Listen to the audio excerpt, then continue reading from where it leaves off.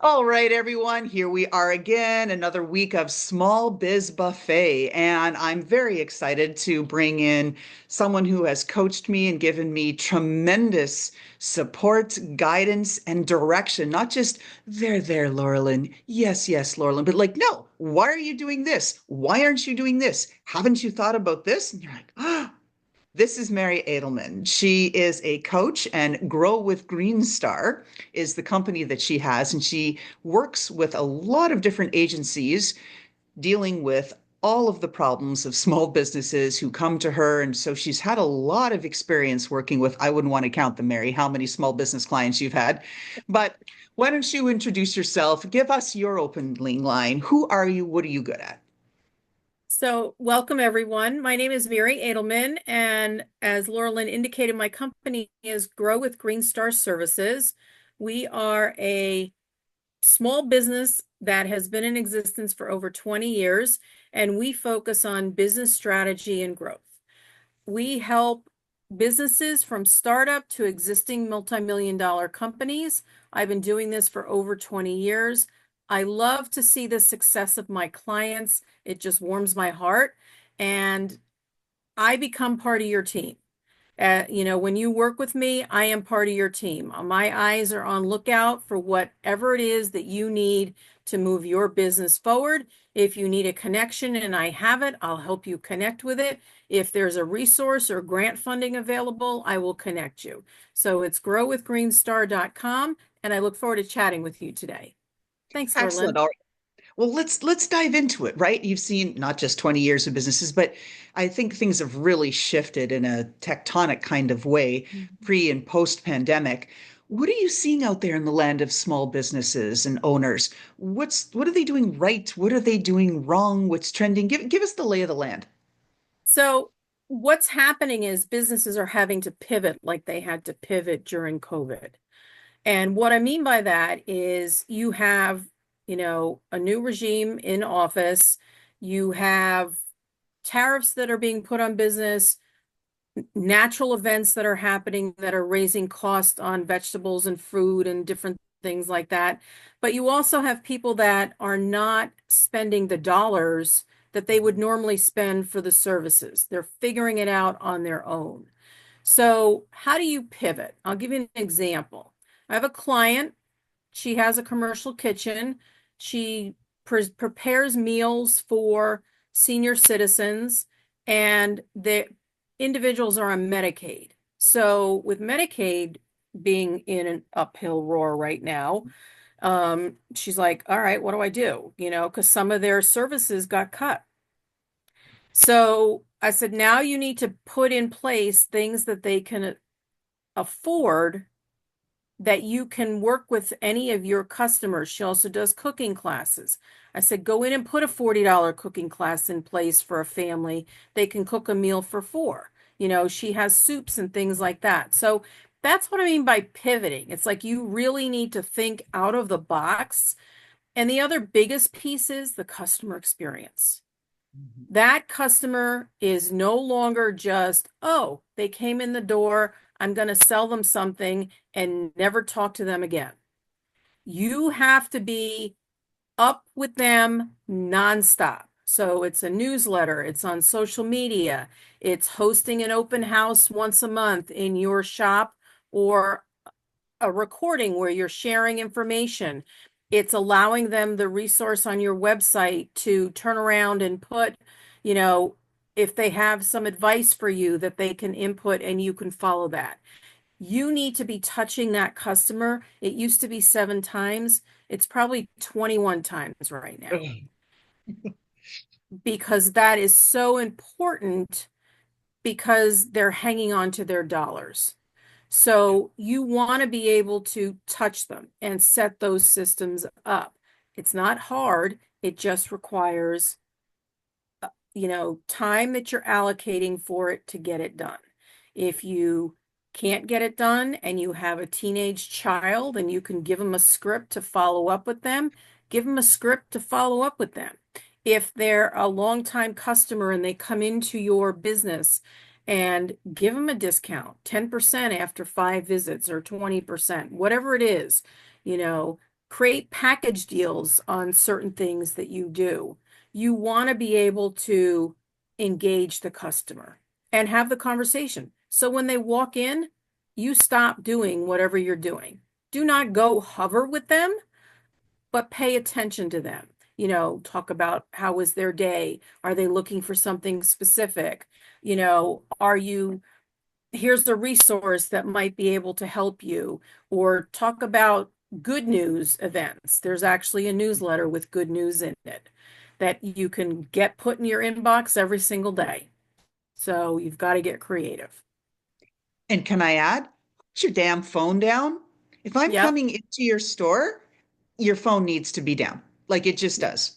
There's Hmm. that piece of it. But the corollary of what you said and these small business owners and stuff that I see, it's just fostering this increasingly, I guess, desperate sense of overwhelm where Yes. because you have to touch your customers not 7 times anymore, but 21, and you've got to have the newsletter, and you've got to be on Instagram, you've got to be on Alignable, and now Blue Sky's out there, and now you've got to, like, it's just, like, how do you keep up?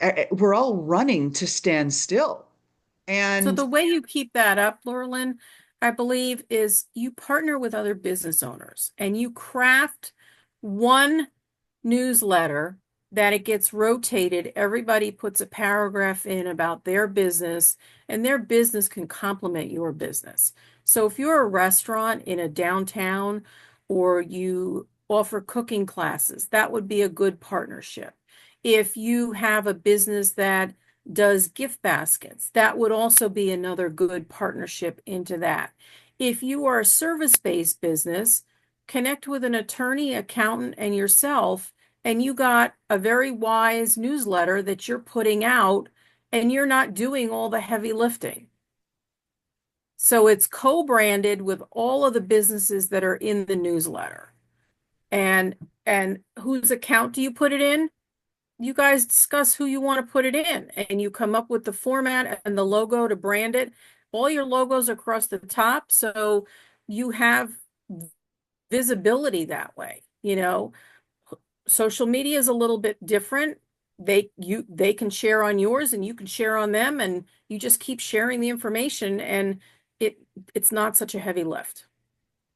you are spot on. I think that's an excellent idea. I started doing this with my YouTube.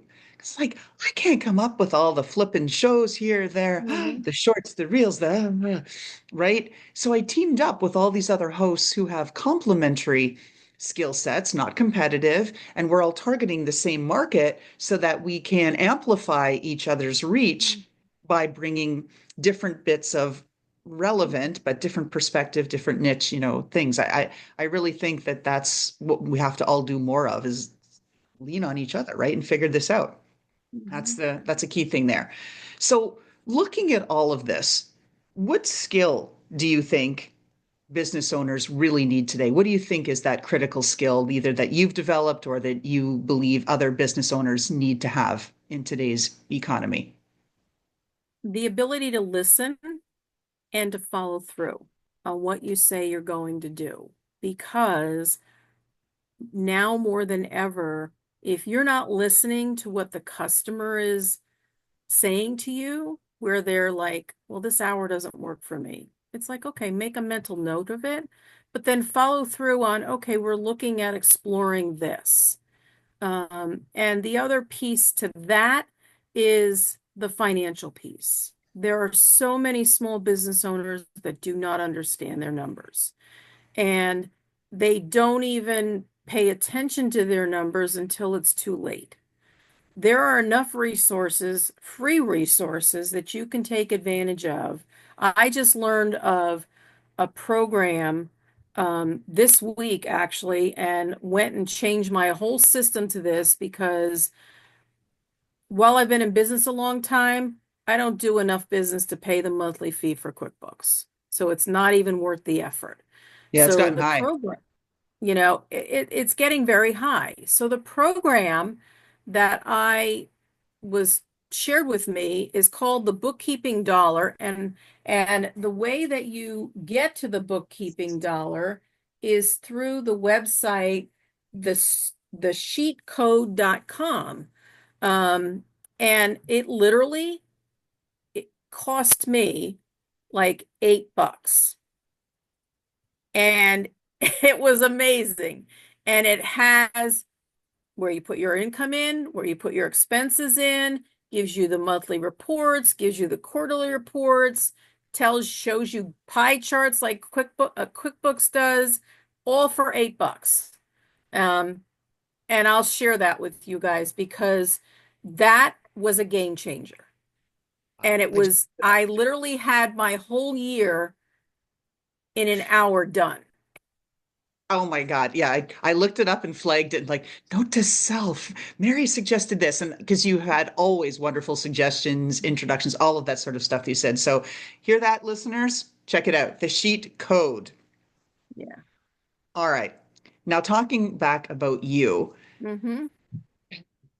you've evolved as a Mm-hmm. coach. You've evolved and seen what else everything's going on in the world, everything from what's happened under new administration at the government level to pandemic and that ripple effect to perturbations in the market, right? Economic fallout, you think 2000, 2009 in there.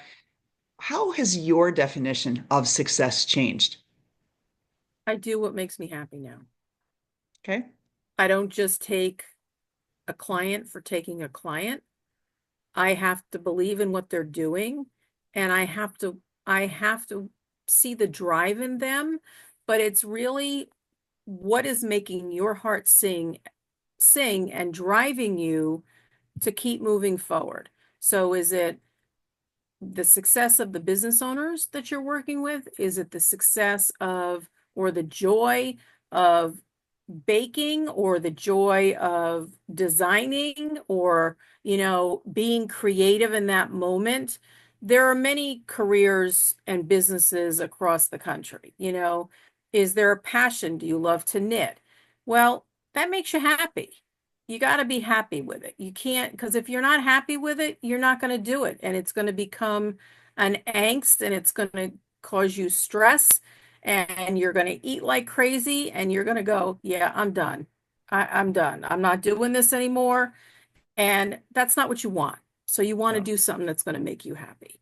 And I think as I've gone through my career, there has been stepping stones that I've gone through, but I'm finally at a point in my career that, okay, yeah, I don't want to talk to that type of person anymore. They're just too physically draining. Like when Mhm. I'm done with them, I feel like a wet dish rag, and we all have those people in our lives. We all Yeah. have customers like that in our lives, and you do have to deal with them, but it's like you can mitigate how many of those people you have to deal with. So just do what you want to make you happy. So spot on. So bringing that back and saying, okay, Mary, you get a magic pen. You get to tell yourself something. You're going to give yourself a note for that first day you started your business, Grow with Mhm, Green Star Services. What mhm. would that note say, given all that you know now? Don't just take the first job that walks through the door. Value yourself Mhm. first. Hmm. So if you had that now wherewithal, right, looking back, looking forward, reading the tea leaves, seeing Hmm. what's going on in the marketplace, and I said, okay, you had $1,000 and a laptop. You're going to Hmm. start a new business. What would you tell your Hmm. client to do? They said, okay, great. I love entrepreneurship. I've got $1,000 and I've got a laptop. What do I do, Mary?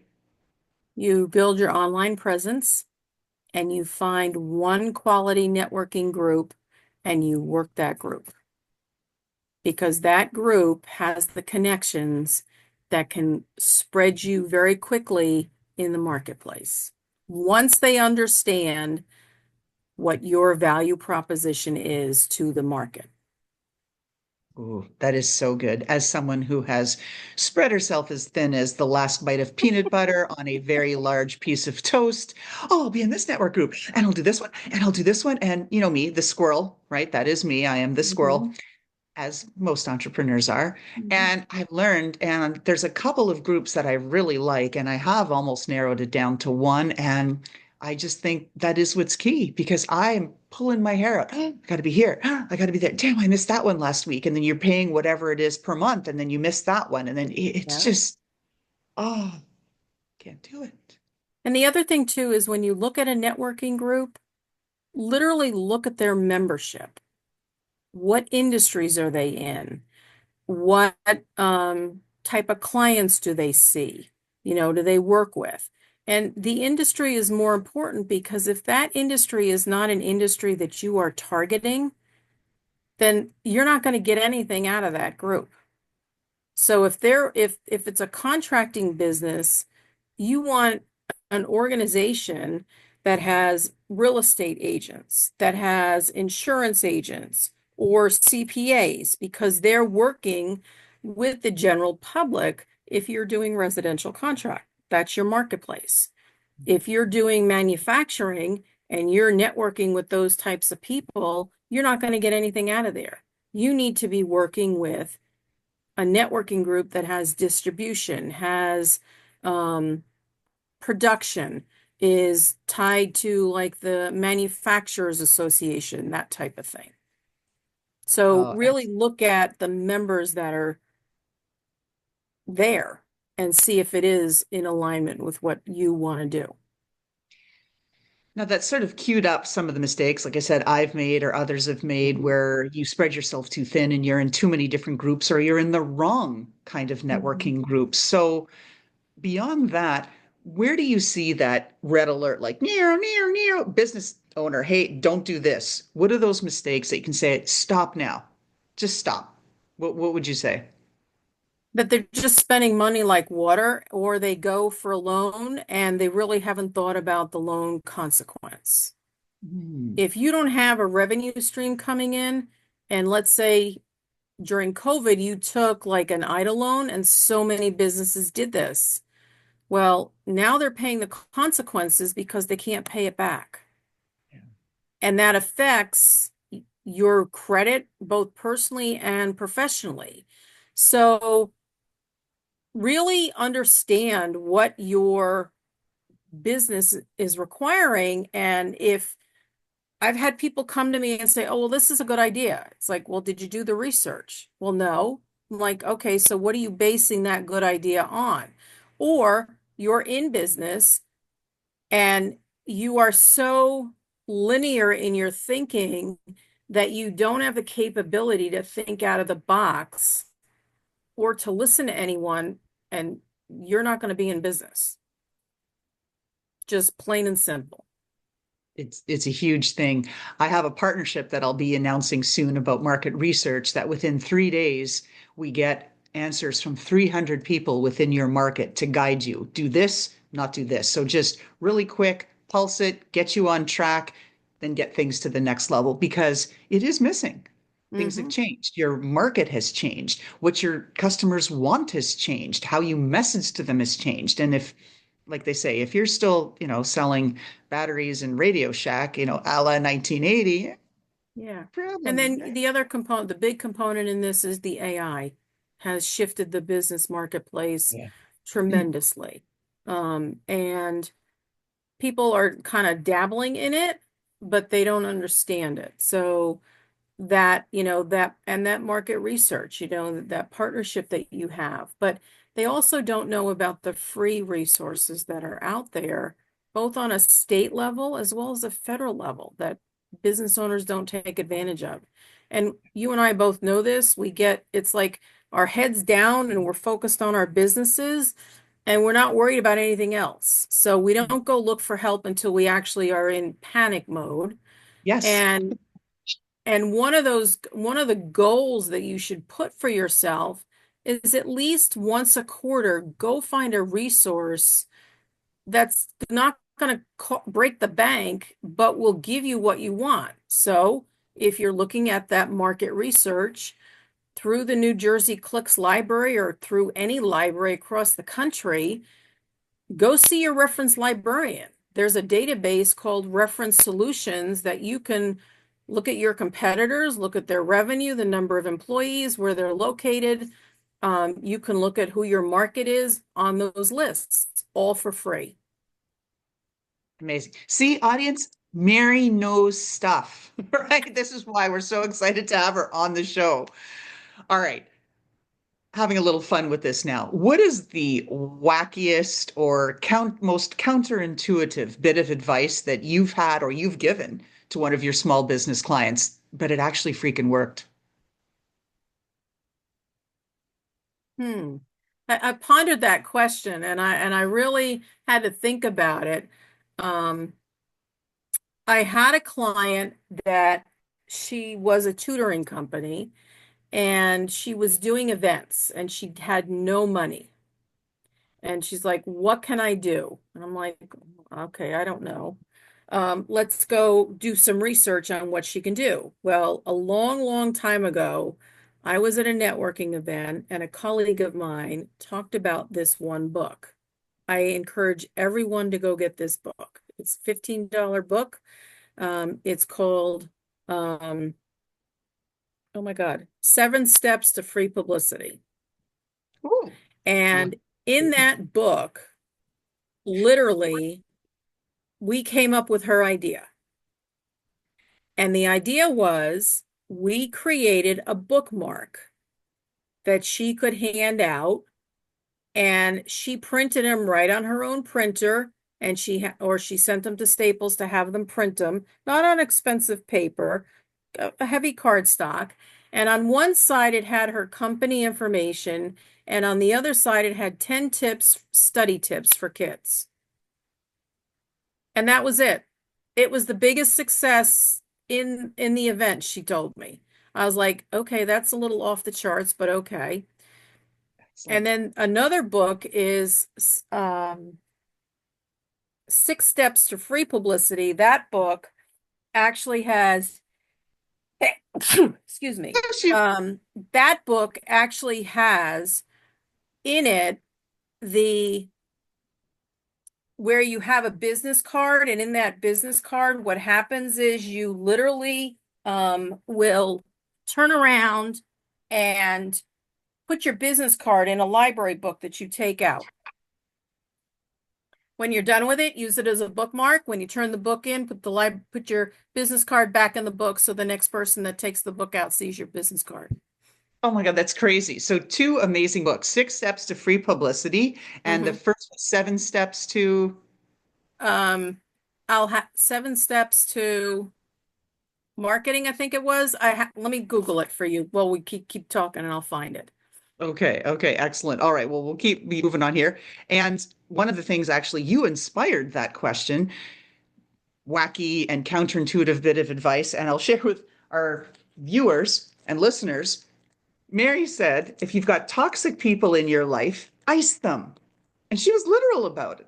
Ice them. She put their names in, put it in this baggie, and it's all frozen in water. And you can see it's a little bit melting because we've been doing the show here, but it'll go back into the freezer when we're done. And I put the names of the people that were toxic in my life on a professional and personal level. And do you know what? They're gone. Like it is wackadoodle, totally wackadoodle. But what the amazing thing is that with those people gone or nearly gone, I have been able to have that focus. Again, this is hard as a squirrel when you've got to sit down and focus. I mean, I can do hyper focus and not breathe for 8 hours and just do one thing, but at the same time, not, oh. So having that freedom of thought where I didn't have that toxicity gnawing at me, you're not doing this. What about this? Yeah, I feel like I am finally poised to really move forward. And it's totally counterintuitive and weird and wacky, but it works. All right. It Did you it find that? I did. It is the Six Steps to Free Publicity, and the other book is A Referral of a Lifetime is the other book.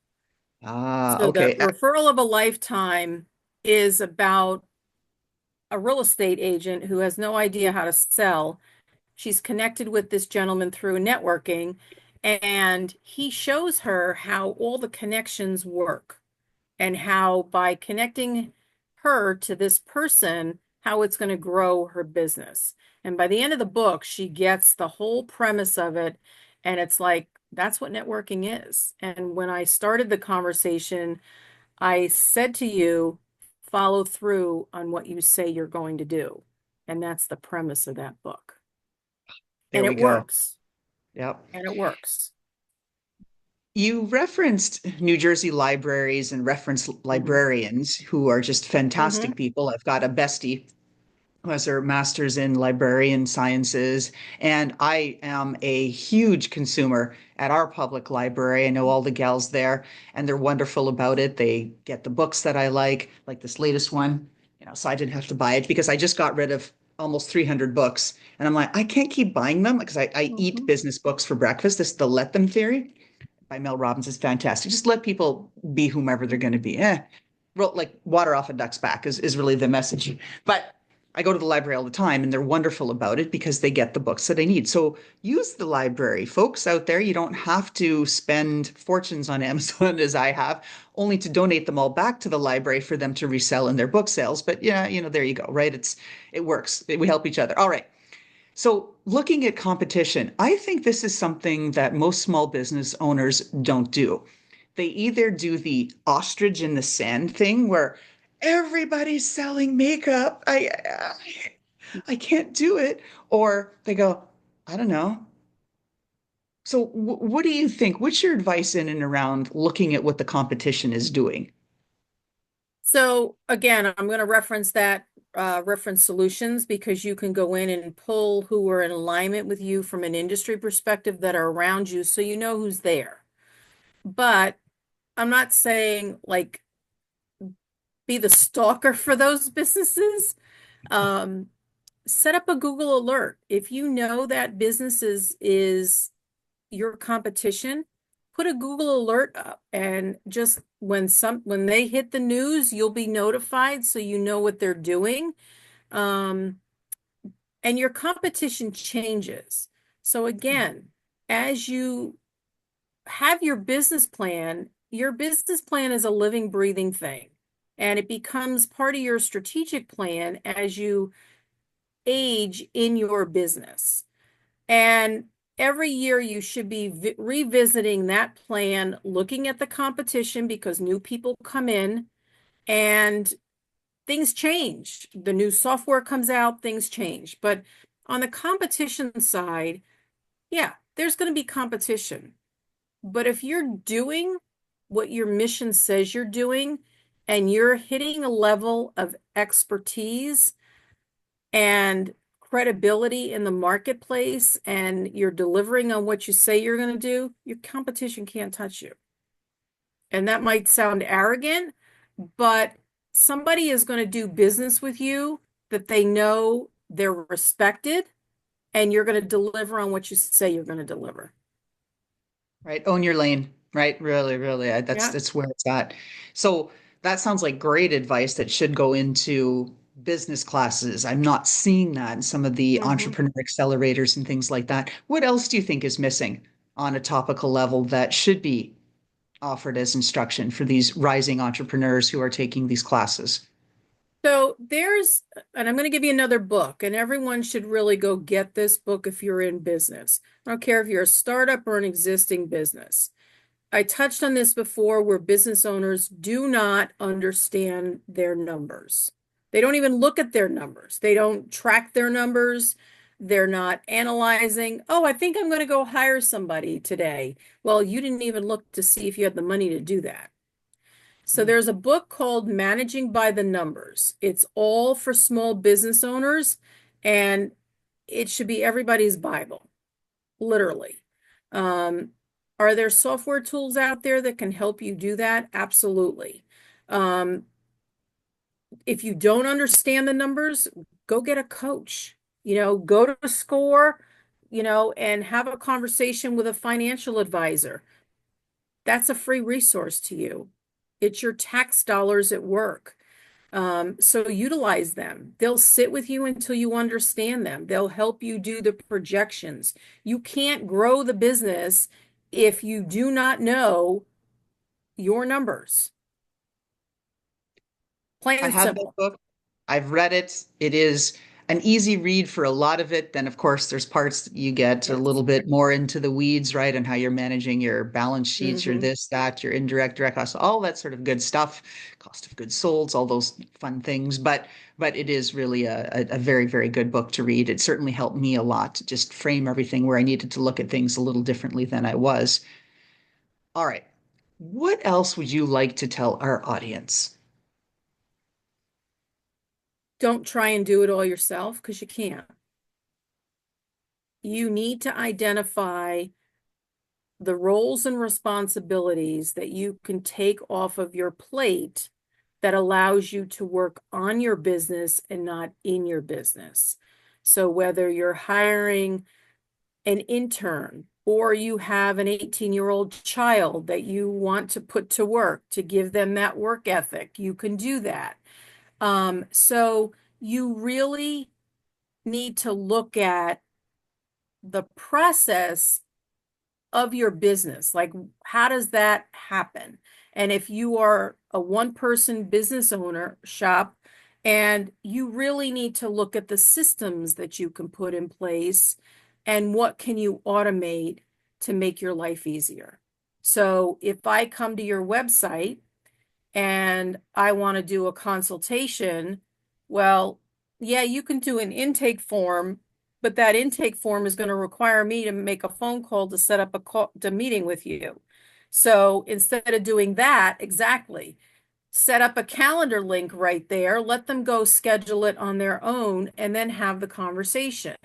If you have forms that you're required the clients to complete before they come in to see you, put them on your website. Let them go access the forms to complete and have them ready when they come in. And once they hit that enter button, it gets sent to you and you're prepped for the session.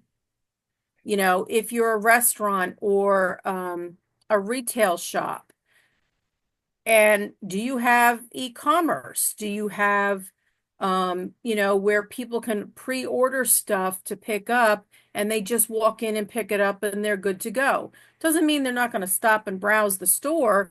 It's just easier for them and easier for you because you can do it on the downtime. You know, do you have days where people can come into your shop? So it's like looking at those things that you need to be able to implement to make your life easier. Oh, bingo, bingo. That is where I have been focused, actually helping folks with that and their tech automation, especially the solopreneurs, because there are but so many hours in a day, right? Yes. All right. Last question, Mary. If we looked into your closet Mm-hmm. and we looked at all your footwear in there, your sandals, your flip-flops, your sneaks, your all that stuff, what is the footwear that best personifies you, Coach Mary Adelman, all you do, all you like, who you are? Describe it to us and why that footwear is you. I would have to say hiking boots because I love to be out in nature. It's either hiking boots or sneakers, but I tend to go with the sneakers if I can, but most of the time it's the boots. Um, Nature gives you the opportunity to clear your head, and you need that space and that downtime to process the development of your business. And if you don't take that time, everything that's firing in your head becomes loud noise Yeah. and you become overwhelmed and you basically just shut down because you can't do any more. So out in nature, hiking, gardening, even cooking. I mean, cooking is like mindless, but it's very therapeutic, you know. And working out in the garden is really good, and hiking is good because it raises your awareness, it heightens your senses, and by heightening your senses, it allows you to connect with your customers, your strategic partners. You're hearing like that undertone that you normally wouldn't hear if there's so much chaos going on in your head. Oh yeah, forest bathing. Right, so I do. Yes. I miss it. I haven't done any forest bathing lately because New Jersey has been pretty much under siege for Yeah. months by Mother Nature with Yes. winter. What's that? It's not supposed to be like this. But Yeah. all that said, Mary, how can people find you? Where can they find you? So you can visit me on LinkedIn, and it's Mary Adelman at LinkedIn, or you can go to my website at growwithgreenstar.com and fill out a contact us page, and I'd be happy to chat with you. Excellent. So, Mary, thank you so much for all you've done for me, that all you do for all of the small business owners and that out there. Just really sound advice and direction, right? This is what we all need. Do this. And you've given us a wonderful reading list, which just as I was in the process of purging my bookshelves, I think I'm going to have to make some more space. Thank you, Laura Lynn. I really appreciate the opportunity, and good luck to everyone. Thank you, Mary.